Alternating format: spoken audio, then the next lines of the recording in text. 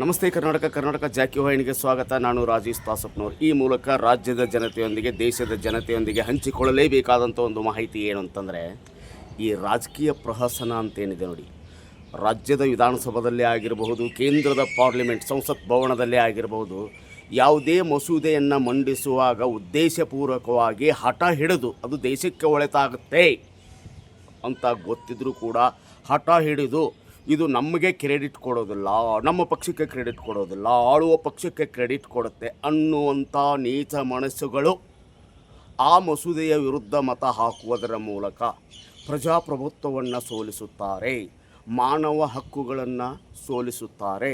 ಮಾನವ ಜನಾಂಗದ ಏಳಿಗೆಯನ್ನು ಸಹಿಸಲಾಗದ ಇಂಥ ಮನಸ್ಸುಗಳು ಹೊರಗಡೆ ಬಂದು ಚುನಾವಣಾ ಪ್ರಚಾರದಲ್ಲಿ ಪುಂಖಾನುಪುಂಖ ಭಾಷಣ ಮಾಡಿ ಪ್ರಾಮಿಸ್ಗಳನ್ನು ಮಾಡುವುದರ ಮೂಲಕ, ಆಶ್ವಾಸನೆಗಳನ್ನು ಕೊಡುವುದರ ಮೂಲಕ ಜನರ ಮನಸ್ಸನ್ನು ಕೆಡಿಸಿ ಜನರನ್ನು ದಿಕ್ಕು ತಪ್ಪಿಸುವ ಕೆಲಸವನ್ನು ರಾಜಕೀಯ ಪಕ್ಷಗಳು ಮಾಡ್ತಾಯಿದ್ದವು. ಉದಾಹರಣೆಗೆ ಕಾಂಗ್ರೆಸ್ನವರು GST ಬಿಲ್ಲನ್ನು, ಗೂಡ್ಸ್ ಆ್ಯಂಡ್ ಸರ್ವಿಸ್ ಟ್ಯಾಕ್ಸ್ ಬಿಲ್ಲನ್ನು ಪ್ರೆಸೆಂಟ್ ಮಾಡಿದಾಗ BJP ಪಕ್ಷದವರು ವಿರೋಧ ಮಾಡಿ ತಾವು ಅಧಿಕಾರಕ್ಕೆ ಬಂದ ತಕ್ಷಣ GST ಬಿಲ್ಲನ್ನು ಪಾಸ್ ಮಾಡುವುದರಲ್ಲಿ ಯಶಸ್ವಿ ಆಗ್ತಾರೆ. ಹಾಗೆಯೇ ಮಹಿಳೆಯರಿಗೆ ಸಂಬಂಧಪಟ್ಟಂಥ ಮಹಿಳಾ ಮೀಸಲಾತಿಗೆ ಸಂಬಂಧಪಟ್ಟಂತೆ ಸುಮಾರು 2 ದಶಕಗಳ ಹಿಂದೆ ಪಂಚಾಯತ್, ತಾಲೂಕ್ ಪಂಚಾಯತ್, ಜಿಲ್ಲಾ ಪಂಚಾಯತ್, ಕಾರ್ಪೊರೇಷನ್, ನಗರಸಭೆಗಳಲ್ಲಿ ರಿಸರ್ವೇಷನ್ ಪಡೆಯುವಲ್ಲಿ ಭಾರತೀಯ ಮಹಿಳೆ ಯಶಸ್ವಿಯಾಗಿದ್ದಾಳೆ.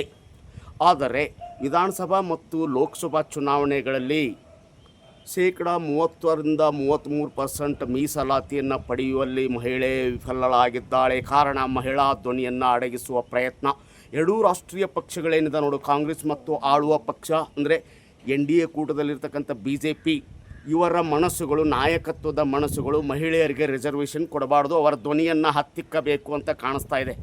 ಇತ್ತೀಚೆಗೆ ಸಂವಿಧಾನದ 131ನೇ ತಿದ್ದುಪಡಿಗೆ ಸಂಬಂಧಿಸಿದಂತೆ ಮಸೂದೆಯನ್ನು, ಬಿಲ್ಲನ್ನು ಪ್ರೆಸೆಂಟ್ ಮಾಡ್ತಾರೆ. ಬಿಲ್ನಲ್ಲಿ ಸಮಸ್ಯೆ ಏನಾಗ್ತಾ ಇದೆ ಅಂತಂದರೆ, ಸುಮಾರು 230 ಜನ ವಿರುದ್ಧವಾಗಿ ಮತ ಹಾಕ್ತಾರೆ, 298 ಜನ ಪರವಾಗಿ ಮತ ಹಾಕ್ತಾರೆ. ಸುಮಾರು 54 ಮತಗಳ ಅಂತರದಿಂದ ಈ 131ನೇ ತಿದ್ದುಪಡಿಯ ಮಸೂದೆ ವಿಫಲ ಆಗುತ್ತೆ, ಸೋಲನ್ನು ಕಾಣುತ್ತೆ.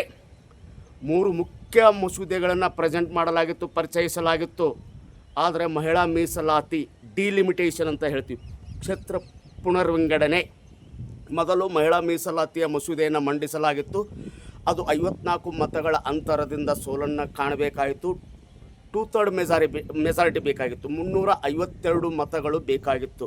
ಆದರೆ ಬಂದಿದ್ದು ಕೇವಲ 298, ಅಂದರೆ 230 ಮತಗಳು ವಿರುದ್ಧವಾಗಿ, 528 ಮತಗಳು ಚಲಾವಣೆ ಆಗಿದ್ದು, ವಿರುದ್ಧವಾಗಿ 238 ಚಲಾವಣೆಗಳಾದು 298 ಪರವಾಗಿ ಆಯಿತು. ಅಂದರೆ ಬೇಕಾಗಿರ್ತಕ್ಕಂಥ 2/3 ಮೆಜಾರಿಟಿ ಸಿಗಲಿಲ್ಲ.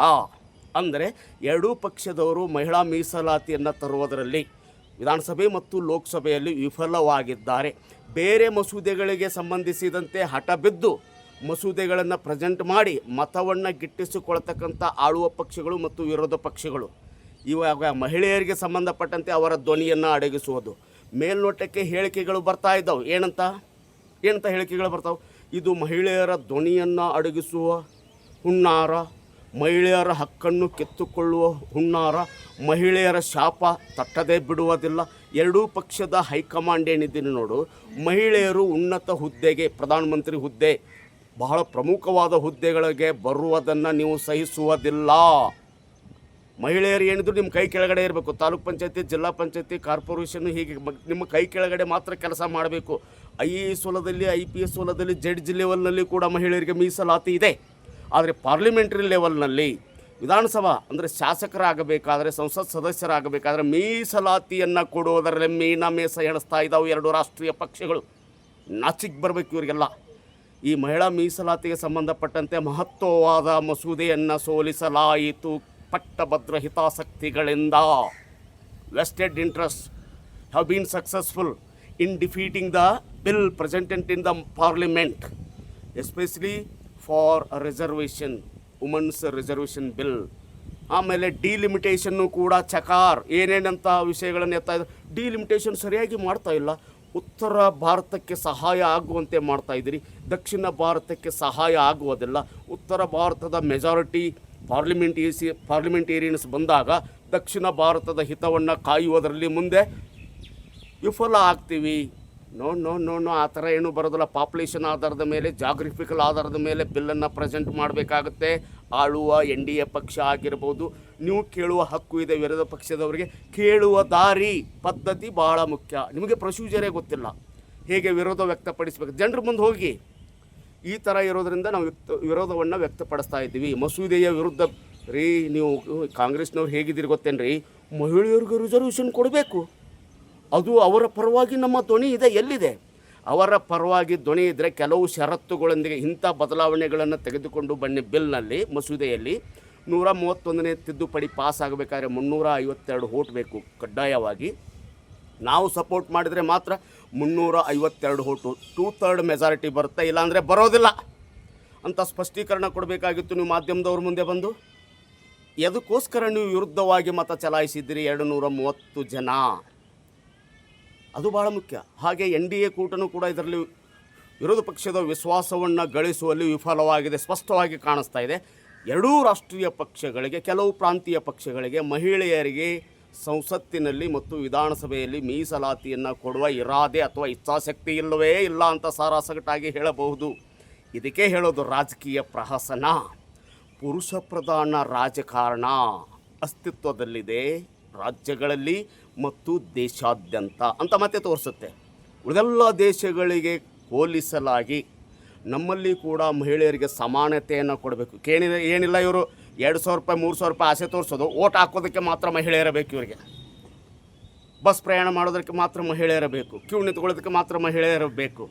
ಪಾರ್ಲಿಮೆಂಟ್ನಲ್ಲಿ ವಾದ ಮಾಡೋದಕ್ಕೆ, ವಿಷಯಗಳನ್ನು ಮಂಡನೆ ಮಾಡೋದಕ್ಕೆ, ಮಹಿಳಾ ಹಕ್ಕುಗಳ ಬಗ್ಗೆ ಹೋರಾಟ ಮಾಡೋದಕ್ಕೆ ಮಹಿಳೆಯರು ಪಾರ್ಲಿಮೆಂಟ್ನಲ್ಲಿ ಬೇಕಾಗಿಲ್ಲ, ವಿಧಾನಸಭೆಗಳಲ್ಲಿಯೂ ಬೇಕಾಗಿಲ್ಲ. ಇದು ಒಂದು ಸಾರಿ ಪಾಸ್ ಆಗಿಬಿಟ್ರೆ ಪಾರ್ಲಿಮೆಂಟ್ನಲ್ಲಿ, ವಿಧಾನಸಭೆಗಳಲ್ಲಿಯೂ ಕೂಡ ರಿಸರ್ವೇಷನ್ ಸಿಗುತ್ತೆ, ಮೀಸಲಾತಿ ಸಿಗುತ್ತೆ ಮಹಿಳೆಯರಿಗೆ. ಟ್ಯಾಲೆಂಟ್ ಮಹಿಳೆಯರು ಶಾಸಕಿಯರಾಗಿ ಹೊರಬರ್ತಾರೆ, ಮಂತ್ರಿಗಳಾಗಿ ಹೊರಬರ್ತಾರೆ, ಪ್ರಸಂಗ ಬಿದ್ದರೆ ಮುಖ್ಯಮಂತ್ರಿಗಳು, ಪ್ರಧಾನಮಂತ್ರಿಗಳು ಹುದ್ದೆಗೆ ಏರ್ತಾರೆ.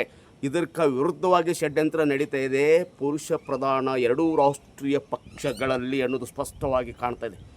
ನಾಚಿಗೆ ಬರಬೇಕು. ಉತ್ತಮವಾದ ಬಿಲ್ಲನ್ನು ಸೋಲಿಸಿದ್ದೀರಿ, ನಿಮ್ಮ ಕೆಟ್ಟ ಮನಸ್ಸಿನ ಸ್ಥಿತಿಯನ್ನು ತೋರಿಸುತ್ತೆ. ಇದಾಗಿತ್ತು ಇವತ್ತಿನ ವಿಶೇಷ. ಮತ್ತು ಇಂಥ ವಿಶೇಷಗಳೊಂದಿಗೆ ತಮ್ಮ ಮುಂದೆ ಬರಲಿದೆ ಕರ್ನಾಟಕ ಜಾಕಿ. ಲೈಕ್ ಮಾಡಿ, ಶೇರ್ ಮಾಡಿ, ಸಬ್ಸ್ಕ್ರೈಬ್ ಮಾಡಿ, ಫಾಲೋ ಮಾಡಿ. ದಯವಿಟ್ಟು ಬೆಲ್ ಐಕಾನ್ ಬಟನನ್ನು ಒತ್ತೋದನ್ನು ಮರಿಬೇಡಿ. ನಮಸ್ತೆ.